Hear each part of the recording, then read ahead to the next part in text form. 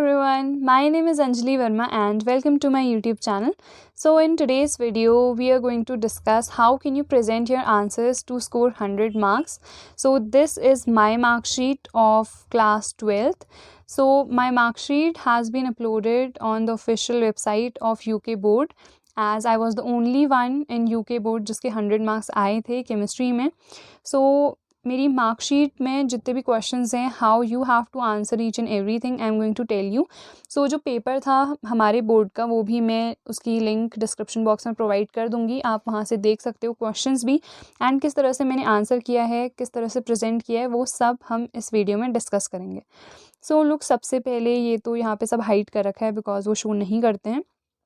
सो ये मेरी answer sheet start हो गई है. सो जो फर्स्ट 4 क्वेश्चंस थे वो हमारे थे MCQs.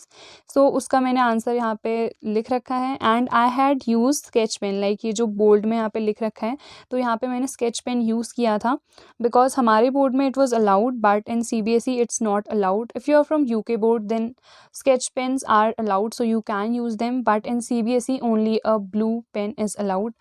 सो उसके बाद look I have answered all the 4 questions. Then उसके बाद 5th क्वेश्चन से हमारे 1 मार्क क्वेश्चन स्टार्ट थे till question number 8. So I have answered it like 6 question then it's 7. So जितनी भी चीज़ें पूछी गई हैं जो हेडिंग है वो मैंने यहाँ पे हाईलाइट कर रखी है, you can clearly see. So look the questions from question number 9th were of 2 marks. So here I have written like यहाँ पे मैंने हेडिंग डाल रखी है and sketch pen, black sketch pen से ही मैंने सब में हेडिंग डाली थी. सो जितने भी हमसे क्वेश्चंस पूछे गए थे सो वो मैंने यहाँ पे क्लियरली सब कुछ नोट कर रखा है. देन उसके बाद यूजेस ऑफ क्लोरोफॉर्म. सो ये टॉपिक तो आपका कट गया है इस साल. Then we have 10th question that was a numerical. It was of 2 marks and honestly यहाँ पे मेरे बहुत ज़्यादा लाइक 15 मिनट्स यहाँ पे मेरे वेस्ट हो गए थे बिकॉज यहाँ पे कैलकुलेशन थोड़ी सी ज़्यादा थी. लाइक यहाँ पे क्यूबिंग भी करनी थी, देन उन्हें मल्टीप्लाई कराना था. सो यहाँ पे मेरा बहुत ज़्यादा टाइम वेस्ट हुआ था. Then we have the 11th question that was differentiate between crystal lattice and unit cell. Now this question is important. So firstly I don't know कि इसमें कैसे मैं आंसर प्रेजेंट करूँ. सो मैंने क्या किया, सबसे पहले क्रिस्टल लैटिस को मैंने डिफाइन कर दिया. जो भी डेफिनेशन थी वो मैंने यहाँ पे लिख रखी है. उसके बाद I have this unit cell कि यूनिट सेल को मैंने डिफाइन कर दिया. देन दोनों में I have written the difference. तो यहाँ पे मैंने डिफरेंस लिख रखा है एंड डिफरेंस लिखना बहुत इंपॉर्टेंट है क्योंकि क्वेश्चन में पूछा ही गया है कि distinguish between crystal lattice and unit cell. So जो आपका डिफरेंस है वो सबसे ज़्यादा यहाँ पे इंपॉर्टेंट है. देन ये पूरा एक आंसर है 2 mark का. Then which of the elements of D block are not transition elements, right with reason. So यहाँ पे मैंने पहले तो आंसर लिख रखा है कि कौन कौन से नहीं होते हैं ट्रांजिशन एलिमेंट्स. देन उसके बाद रीज़न मैंने हाईलाइट कर रखा है कि रीज़न ये होता है पूरा एंड मैंने यहाँ पे पूरा स्टेट कर रखा है. Then we have 13th question that was again a numerical. ये तो काफ़ी इजी था एंड न्यूमेरिकल मैंने पूरा सॉल्व कर रखा है. एंड लोग यहाँ पे यूनिट सबसे ज़्यादा इंपॉर्टेंट होती हैं. लाइक यहाँ पे ये यूनिट गिवन थी हमें सेंटीमीटर क्यूब. अगर आपको नहीं पता है कि ये यूनिट जो है वॉल्यूम की होती है तो आप वहाँ से ही क्वेश्चन सॉल्व नहीं कर पाओगे. तो इसीलिए जो यूनिट्स हैं वो भी आपको अच्छे से प्रॉपरली पता होनी चाहिए. इसमें सेकंड इसी का एक ऑप्शन था रॉल्स लॉ. सो इसीलिए वो भी बहुत ज़्यादा इंपॉर्टेंट है. Then we have 14th. Now ये जो था ये नर्स्ट इक्वेशन से होगा आई गेस दिस. येस, ये नर्स्ट इक्वेशन से हो रहा है. That is why I have always said in my videos that Nernst equation is most important. So यहाँ पे पूरा न्यूमेरिकल मैंने प्रॉपरली एक्सप्लेन कर रखा है एंड जितनी भी चीज़ें हैं लॉग एंड ऑल बाकी सब मैंने यहाँ पे मेंशन कर रखा है. सो ये हमारा न्यूमेरिकल पार्ट हो गया. Then we have 15th question that is valence bond theory. Now this is again very important. This is of 2 marks and मैंने यहाँ पे हर एक चीज़ मेंशन कर रखी है कि क्या क्या उसके पोस्टुलेट्स थे. And look your writing matters in board exam. यहाँ पे इसीलिए मैंने गैपिंग दे के लिख रखा है कि यहाँ पे मैंने इतनी स्पेस छोड़ रखी है. देन सिमिलरली यहाँ पे भी तो थोड़ी गैपिंग दे के लिखना सो दैट आपका जो आंसर है वो भी आपका लेंदी लगे एंड टीचर को क्लियरली आपकी राइटिंग समझ में भी आए. सो ये पूरा मैंने 2 marks में लिख रखा है इतना. एंड ज्योमेट्री क्या क्या होनी चाहिए वो सभी मैंने एक्सप्लेन कर रखा है. Then we have 16th question जो कि अब आपके सिलेबस में नहीं है बट यहाँ पे भी 2 पार्ट्स थे तो मैंने उसको एक्सप्लेन कर रखा है. देन 17th क्वेश्चन वो तो खाली मैच द फॉलोइंग था तो वो मैंने यहाँ पे लिख रखा है. देन 18th क्वेश्चन भी आपके सिलेबस में नहीं है बट इसमें भी 2 पार्ट्स थे तो मैंने विद एग्जाम्पल एक्सप्लेन कर रखा है. Then we have 19th electrochemical series. Now this is also important. ये हमारा 3 marks का था इसीलिए पहले मैंने इलेक्ट्रोकेमिकल सीरीज़ को एक्सप्लेन कर रखा है. उसके बाद इसकी इंपॉर्टेंट एप्लीकेशंस भी हमें बतानी थी. सो पहले तो मैंने पूरा एक्सप्लेन कर रखा है कि इलेक्ट्रोकेमिकल सीरीज़ में एक्चुअल में होता क्या है। देन मैंने यहाँ पे इसे इतना सारा डिफाइन किया है। Then applications of electrochemical series 3 marks में यू कैन सी मैंने कितना ज़्यादा लिख रखा है। सो जो रिटन पोर्शन है ना वो बहुत इंपॉर्टेंट है। सो यहाँ पे लुक ये सब मैंने पहले एक्सप्लेन कर रखा है। उसके बाद आपकी स्टार्ट होती है एप्लीकेशंस। तो एप्लीकेशंस भी इसकी 2 थी आई गेस। तो फर्स्ट में मैंने इतना एक्सप्लेन किया है, देन ये है सेकंड में। सो यू कैन क्लियरली सी मैंने कितना ज़्यादा लिखा है 3 मार्क्स में। सो यहाँ पे से क्वेश्चन स्टार्ट हुआ है एंड यहाँ पे जाके ये एंड हुआ है। सो इसीलिए लिखना बहुत इंपॉर्टेंट होता है बिकॉज ये थ्योरेटिकल पोर्शन है यहाँ पे आपका जितना भी है। Then we had another question that was isotonic, hypotonic and hypotonic solution. So again this is important. So यहाँ पे आई हैव एक्सप्लेन कि आइसोटोनिक क्या होता है, hypotonic and hypertonic. Then there was a numerical. So numericals are important. Look यहाँ पे भी आपको देखने को मिल सकता है कि ज़्यादा न्यूमेरिकल्स पूछे गए हैं। So I have explained all this. तो जितना भी न्यूमेरिकल था वो मैंने पूरा सॉल्व कर रखा है। देन जो 21st वाला क्वेश्चन था वो अब आपके सिलेबस में नहीं है, so you can neglect it. So बस यही था कि मेन ओर्स एक्सट्रैक्शन, तो उसमें मैंने पूरा एक्सप्लेन कर रखा है। यू कैन सी बहुत ज़्यादा एक्सप्लेन किया था बिकॉज आई थॉट कि लिखना बहुत इंपॉर्टेंट होगा अगर मुझे 100 स्कोर करना है तो। सो वहाँ यहाँ पे जाके मेरा पूरा आंसर ख़त्म हुआ है। सो इसीलिए I think I was able to score 100 because I managed my speed. मेरी स्पीड ऑलरेडी फास्ट है। सो मैं ज़्यादा से ज़्यादा लिख भी पाई एंड पूरे टाइम में मैं अच्छे से कवर भी कर पाई उसे। देन उसके बाद 22nd क्वेश्चन था right short notes on डायजोटाइजेशन and reduction of amides. 1.5 mark का दोनों था। तो ये है हमारा 1.5 मार्क का। तो यहाँ पे ये आई गेस कट गया इस बार। तो ये मैंने पूरा एक्सप्लेन कर रखा है यहाँ पे जितनी भी चीज़ें हैं एंड आई गेस ये मैंने पूरा 1 पेज का लिखा था या एक ये मैंने पूरा 1 पेज का लिखा है। देन रिडक्शन ऑफ एमाइड्स ये भी मैंने पूरा 1 पेज का ही लिखा था।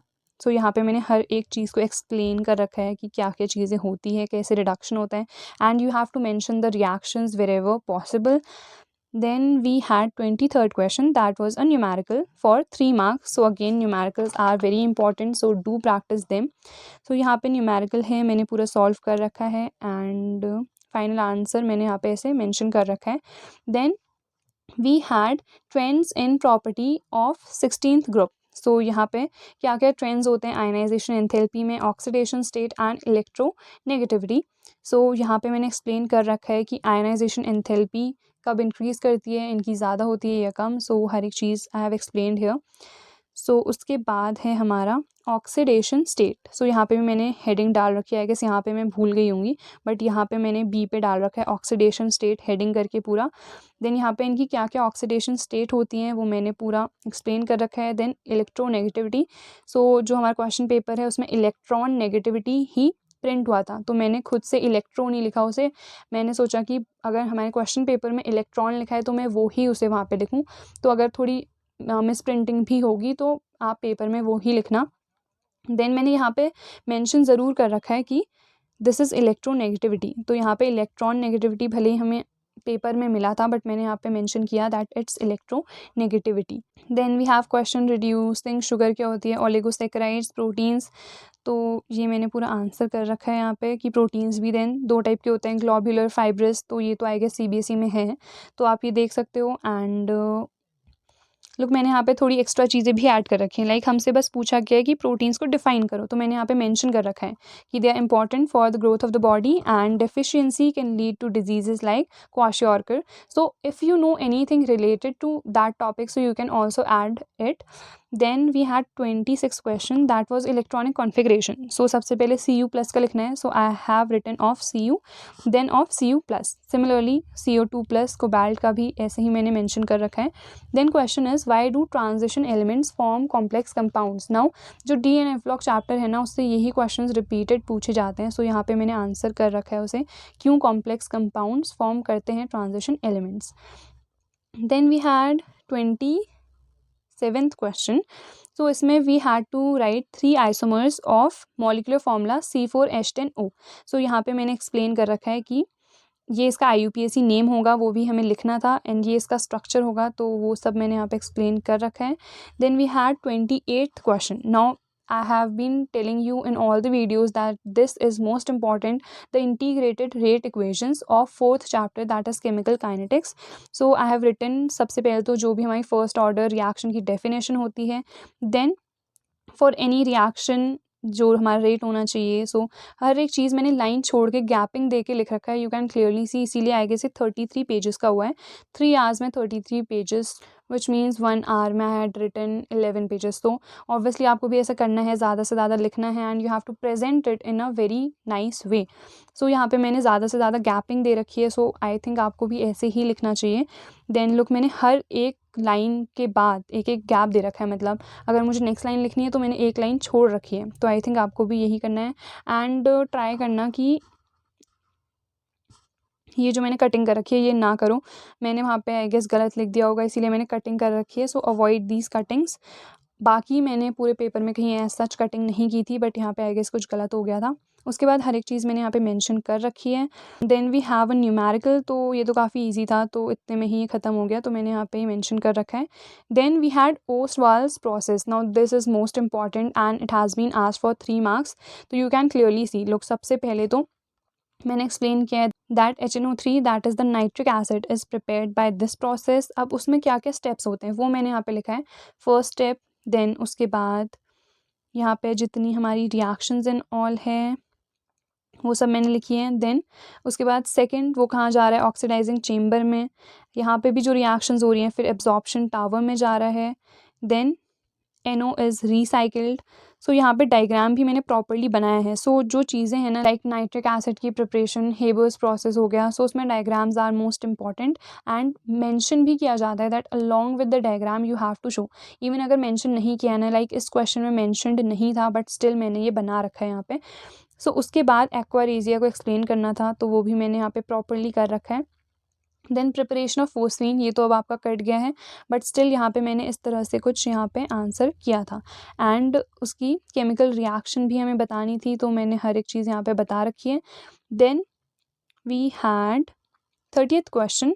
Now this 30th question, I would like to tell you one thing, that luckily 1 day before exam, like जिस दिन एग्ज़ाम था उसी के जस्ट पहले रात को 3 बजे I was studying this question. I don't know, I had this instinct कि ये क्वेश्चन आ सकता है। So I studied it and मेरे को उस टाइम पे समझ में नहीं आया। So honestly I mugged it up. So मैंने रट लिया था एक तरह से, बिकॉज मैंने से इतने प्रीवियस ईयर क्वेश्चन पेपर्स में देख लिया था।